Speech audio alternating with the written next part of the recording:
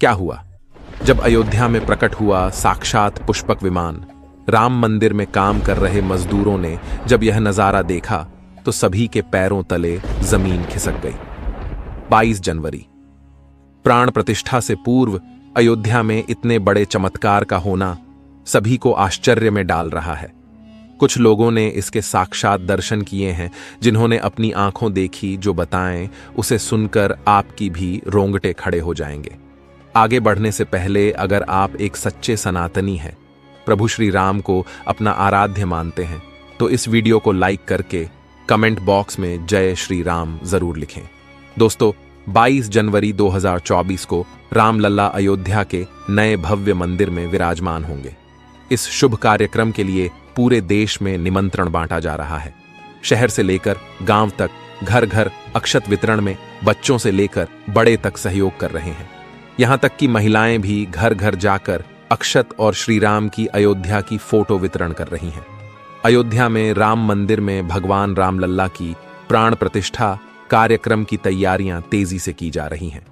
इस कार्यक्रम को बेहद भव्य बनाने के लिए कोई कसर नहीं छोड़ी जा रही है। इस बीच राम मंदिर निर्माण का कार्य भी तेजी से किया जा रहा है। मंदिर निर्माण में जो लक्ष्य लिया गया था, उसमें लगभग 80% कार्य हो चुका है। 70 खंभों पर मूर्तिकारी का काम चल रहा है। पिछले दिनों त्योहार की वजह से ये धीमा पड़ गया था, लेकिन अब वो भी तेज गति से पूरा हो जाएगा। निर्माण कार्य जल्द से जल्द पूरा करने के लिए सभी मजदूर रात दिन मेहनत कर रहे हैं। लेकिन 10 जनवरी की रात कुछ ऐसा चमत्कार हुआ जिसे देखकर सभी मजदूरों के होश उड़ गए। जब रात्रि के समय सब मजदूर अपना काम निपटाकर तंबू में सो रहे थे, उसी समय अचानक से उन्हें वहां कुछ हलचल महसूस हुई। सुरेश नाम के एक मजदूर ने जब तंबू से बाहर झांक कर देखा तो उसे राम मंदिर के परिसर कुछ अजीब सी पीली चमकती हुई चीज दिखाई दी। उसने अपने साथियों को जगाना चाहा, लेकिन कोई भी उसके साथ नहीं आया। जब हिम्मत करके सुरेश जब राम मंदिर परिसर में पहुंचा तो वहां का नजारा बहुत चौंकाने वाला था, क्योंकि वहां पर उसे एक बहुत ही दिव्य चमत्कारिक विमान दिखाई दिया, जिसका आकार मोर के समान था, जो दिखने में काफी सुंदर और तेज से परिपूर्ण था, जो कि राम मंदिर परिसर में पिछले क्षेत्र में उतर रहा था। लेकिन उस विमान को नियंत्रित कौन कर रहा था, यह समझ नहीं आ रहा था, क्योंकि उस विमान में इतना तेज था कि सामान्य आंखों से नहीं देखा जा सकता था। लेकिन समझ में कुछ ऐसा आ रहा था मानो स्वयं साक्षात भगवान राम पुष्पक विमान के माध्यम से अयोध्या में उतर रहे हों। सुरेश ने यह चमत्कार अपनी आंखों से देखा, लेकिन अचानक से ही वह बेहोश हो गया, क्योंकि वो उसके तेज को सहन नहीं कर पा रहा था। सुरेश जब सुबह उठा तो वो उसी स्थान पर मौजूद था और उसके साथ ही मंदिर निर्माण कार्य पूरा करने के लिए जा रहे थे। उसने सभी को रोककर रात्रि की सच्चाई बताई, लेकिन सभी उसकी हंसी उड़ा रहे थे। लेकिन सुरेश मन ही मन समझ चुका था कि प्रभु श्री राम अयोध्या आ चुके हैं। यह उसके लिए सौभाग्य था कि उसे इतना सुंदर दृश्य देखने को मिला, जहां शायद उसने साक्षात पुष्पक विमान के दर्शन किए थे, यानी कि प्राण प्रतिष्ठा से पहले अयोध्या प्रकट हुआ साक्षात पुष्पक विमान। दोस्तों, देश के अलग अलग हिस्सों में कई बार अजीब सी आकृति के विमान देखे गए हैं, जिनका संबंध कई बार तो एलियन के साथ जोड़कर भी देखा जाता है। यानी कि अयोध्या में उस रात्रि को मोर की आकृति का विमान देखना वास्तव में प्रभु श्री राम का ही कोई संदेश हो सकता है। लेकिन क्या यह विमान सचमुच में पुष्पक विमान है? इसकी आखिर क्या गारंटी है? इसे समझने के लिए हमें पुष्पक विमान के रहस्य को अच्छे से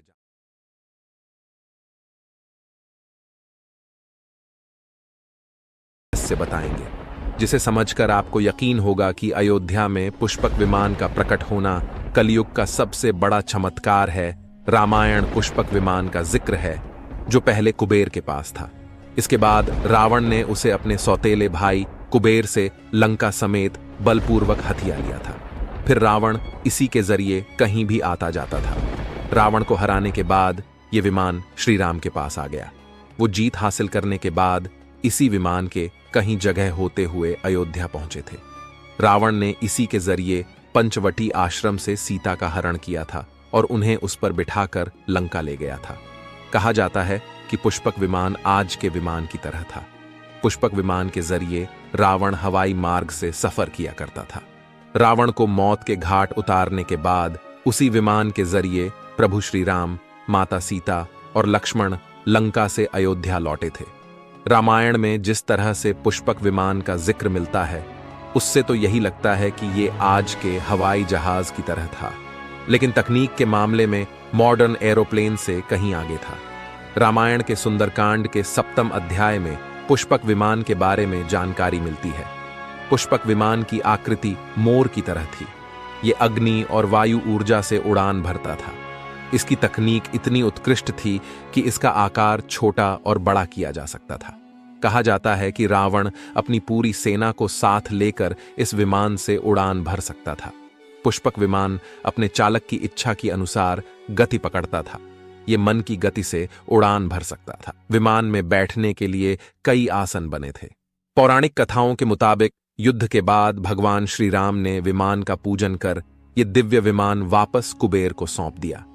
कुबेर ने पुष्पक विमान को भेंट स्वरूप प्रभु श्री राम को दे दिया, जिसके बाद इसी पुष्पक विमान से प्रभु श्री राम, माता सीता और लक्ष्मण अयोध्या पहुंचे।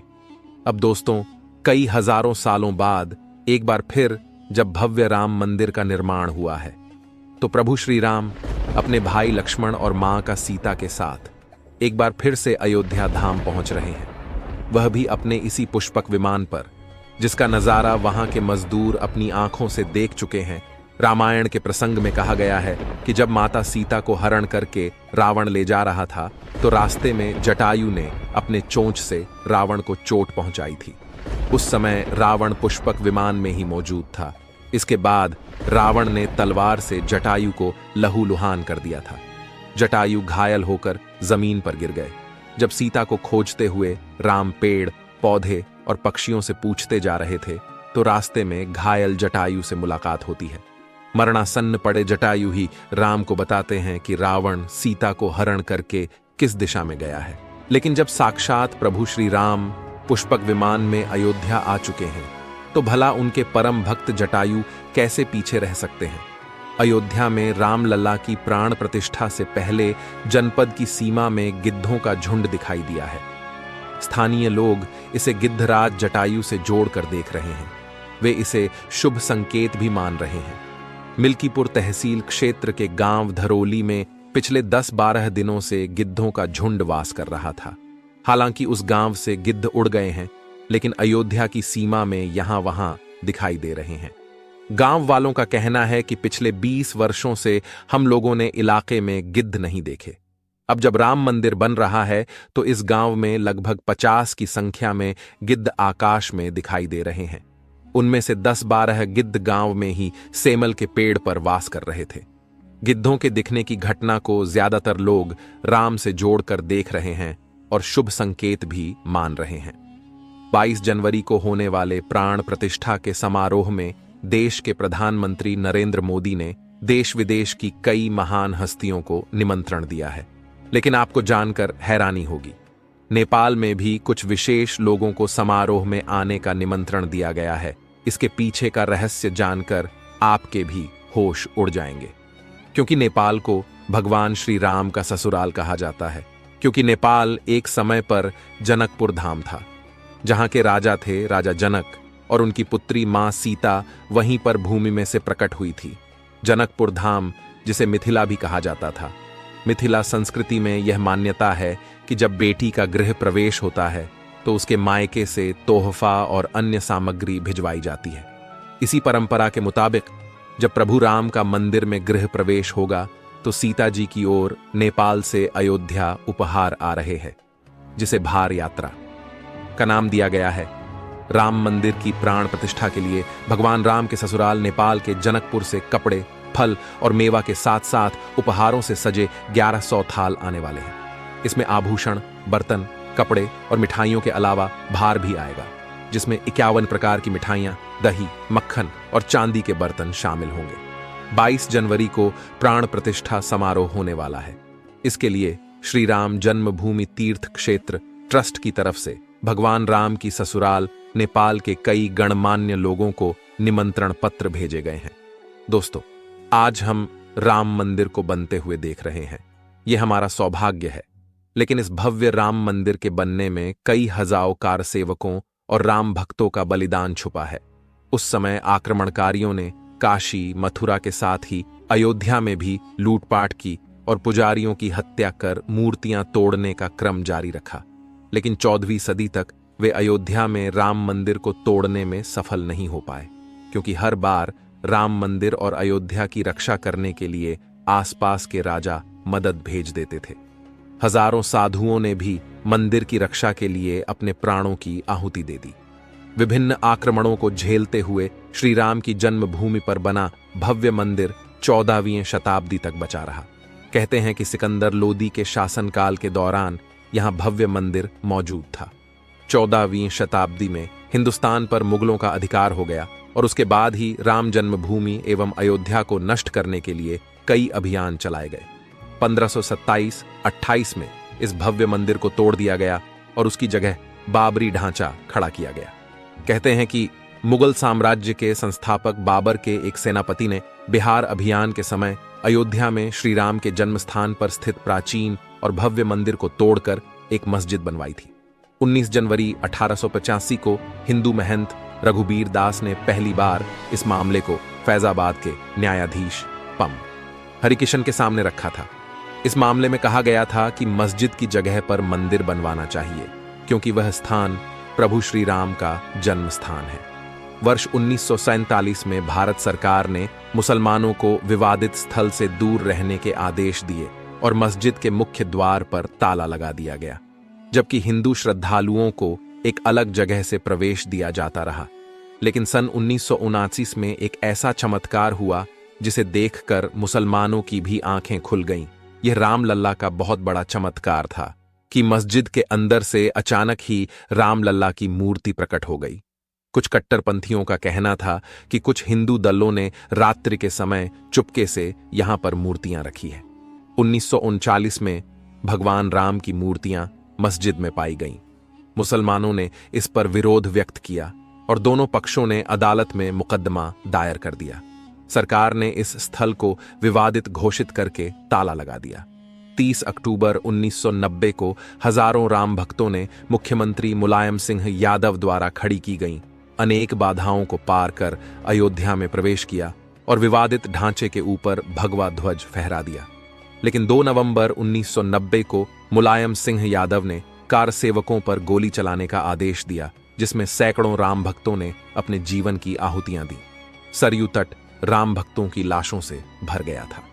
इस नृशंस हत्याकांड के बाद अप्रैल 1991 को उत्तर प्रदेश के तत्कालीन मुख्यमंत्री मुलायम सिंह यादव को इस्तीफा देना पड़ा। उस समय कोठारी बंधुओं के बलिदान की चर्चा खूब रही। दिसंबर 1992 को जब विवादित ढांचा गिराया गया, उस समय राज्य में कल्याण सिंह की सरकार थी। उस दिन सुबह करीब 10:30 बजे हजारों लाखों की संख्या में कार सेवक पहुंचने लगे। दोपहर में 12 बजे के करीब कार सेवकों का एक बड़ा जत्था मस्जिद की दीवार पर चढ़ने लगता है। लाखों की भीड़दाश को संभालना सभी के लिए मुश्किल हो गया। दोपहर के 3:40 पर पहला गुंबद भीड़ ने तोड़ दिया और फिर 5 बजने में जब 5 मिनट का वक्त बाकी था, तब तक पूरे का पूरा विवादित ढांचा जमींदोज हो चुका था। भीड़ ने उसी जगह पूजा अर्चना की और रामशिला की स्थापना कर दी। मुख्यमंत्री कल्याण सिंह का साफ आदेश था कि कार सेवकों पर गोली नहीं चलेगी। इस महान कल्याण सिंह जी को हम शाश्वत प्रणाम करते हैं। दोस्तों, राम मंदिर को बनता हुआ देखना सौभाग्य है, लेकिन जब भी हम इसके पीछे हजारों हिंदुओं का बलिदान देखते हैं तो हमारी आंखें नम हो जाती हैं। इस पूरी वीडियो को देखने के बाद आक्रमणकारियों के लिए आपकी क्या विचार है, इसे कमेंट बॉक्स में जरूर बताइएगा। हमारे महान शहीदों के लिए आपकी श्रद्धांजलि नीचे कमेंट